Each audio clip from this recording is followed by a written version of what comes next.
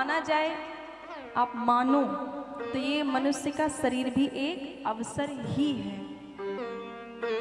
गोस्वामी जी ने कहा ना, बड़े भाग मानुष तन पावा, सुर दुर्लभ सदग्रंथनि गावा। ये मनुष्य का शरीर बड़े भाग्य से मिला है। ये मनुष्य का शरीर भी एक अवसर है, बहुत बड़े उद्देश्य को पा लेने का, बहुत बड़े लक्ष्य को पा लेने का, बहुत कुछ कर लेने का ये अवसर है। लेकिन ये मनुष्य का शरीर हमें मिलता है, ये अवसर मिलता है, लेकिन हम चूक जाते हैं। हम अज्ञानता में ना, भ्रम में चूक जाते हैं। इस मनुष्य शरीर को गंवा देते हैं, जिसलिए हमें मिलता है वो हम कर नहीं पाते हैं, हम चूक जाते हैं। इस अवसर को हम सब गंवा देते हैं, छोड़ देते हैं। ये मनुष्य का शरीर एक अवसर है। कभी ऐसा होता है कि हम मनुष्य योनि में आकर के अपने धर्म पथ से भटक गए, अपने उद्देश्य को नहीं जान पाए, उससे पीछे हो गए। हमने ये इसलिए हुआ क्योंकि हमने ग्रंथ छोड़ा, हमने ग्रंथ का अध्ययन करना छोड़ा, हमने ग्रंथ पढ़ना छोड़ा। तो कहीं ना कहीं उसी कारण हम सब इससे चूक गए, इसको हमने छोड़ दिया। और कभी कभी हम कथा श्रवण करने आए तो कथा का जो अवसर था सत्संग का, ये भी कभी कभी हम छोड़ देते हैं, इसमें भी चूक जाते हैं। होता ये है कि कल आपने कथा सुनी ना, सती जी गई कथा में, किंतु कथा में उनका मन नहीं लगा, उन्होंने उस अवसर को छोड़ दिया। और बाद में क्या हुआ वो सब आप सब जानते हैं, आप सब जानते हैं, आपने कई बार कथा सुनी है। चूक गई वो। बाद में क्या हुआ, भोले बाबा को राम जी का दर्शन हुआ तो परिणाम ये हुआ, कथा ना सुनने का परिणाम ये हुआ कि शंकर जी राम जी को पहचान गए कि मनुष्य के शरीर में ये मनुष्य नहीं है, मनुष्य की काया में ये मनुष्य नहीं है, ये तो स्वयं ब्रह्म है। कथा सुनने का परिणाम ये हुआ कि उन्होंने राम जी को पहचान लिया। लेकिन सती जी राम जी को पहचान ना सकी, ये कथा ना सुनने का परिणाम हुआ, सती जी चूक गई, उन्होंने अवसर को छोड़ दिया। उसी प्रकार हम भी कभी कभी कथा में आते हैं पर हम चूक जाते हैं। हम कथा में तो आ जाते हैं पर हमारा मन, हमारा चित्त कथा में नहीं होता है। हम यही आकर के कथा में विचार करते हैं कि जरा तो चुटकुल्ला कह दो, हंसा दो, जरा नचा तो दो, जरा बढ़िया बढ़िया भजन तो सुना दो। हम इसीलिए तो आए हैं, भजन सुनने के लिए और हंसने के लिए। हम ये सब करके चूक जाते हैं। हम यहाँ पे तो आ जाते पर हमारा मन संसार के विकारों में ही फंसा हुआ रह जाता है।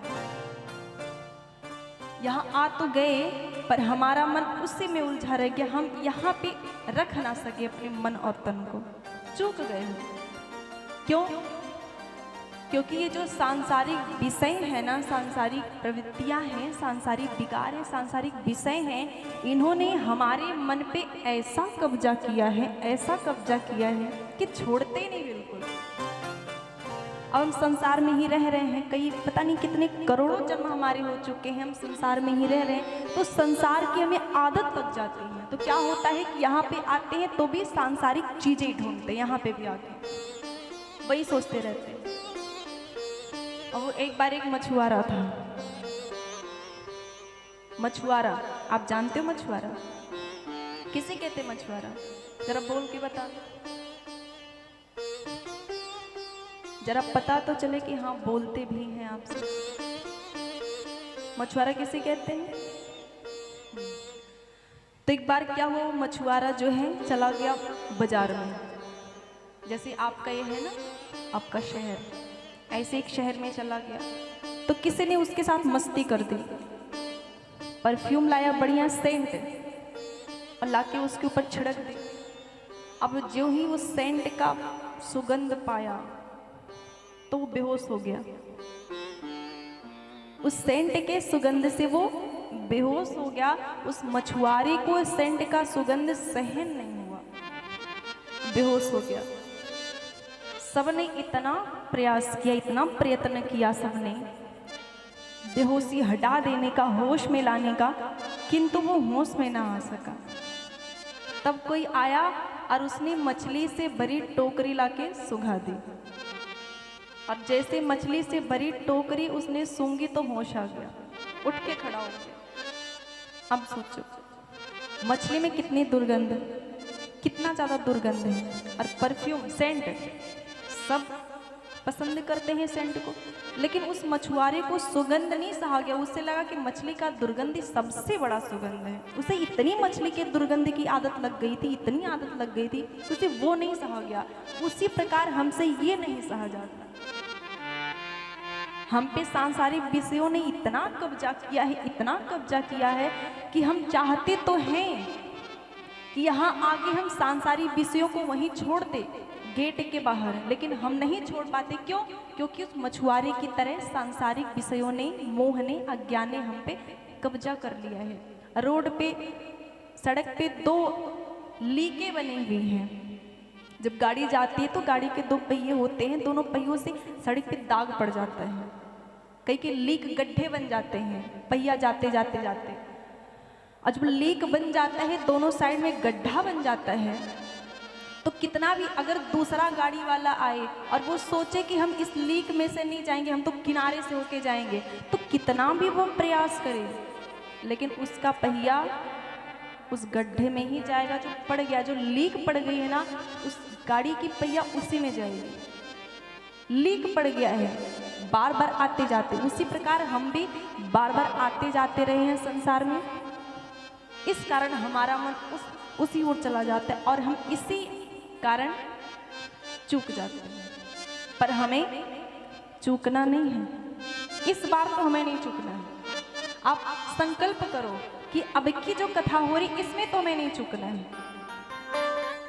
अब की तो कुछ न कुछ हमें क्या कहते हैं हासिल कर लेना है, कुछ ना कुछ तो कर ही लेना है, कुछ ना कुछ तो व्रत कर लेना है, संकल्प कर लेना है। अब की हमें नहीं चूकना है, ना इस कथा में आके चूकना है और ना ही इस शरीर को पाके, इस योनि को पाकर के चूकना है। अभी भी समय है।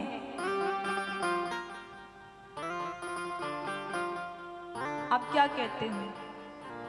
संत कहते हैं, आप सब कहते हैं कि आप अपना जन्म सुधार लो, आप अपना जन्म सुधार लो।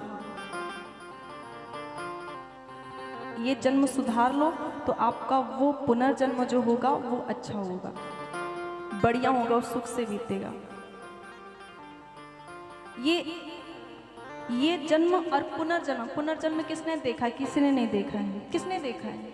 लिखा लिखाया है जो आप सुनते हो, पर वास्तव में यदि आप समझो तो पुनर्जन्म, वो तो जो पुनर्जन्म होगा सो होगा।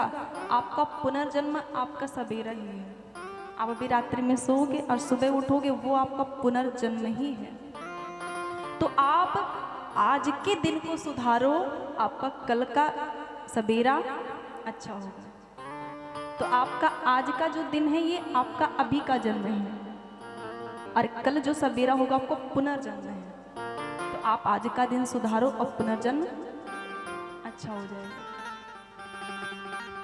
संकल्प लेना है कि हमें, फिर वही कहेंगे, हमें चूकना नहीं है। अपने मन और तन, अपने तन में अपने मन को स्थापित करके कथा श्रवण करना है।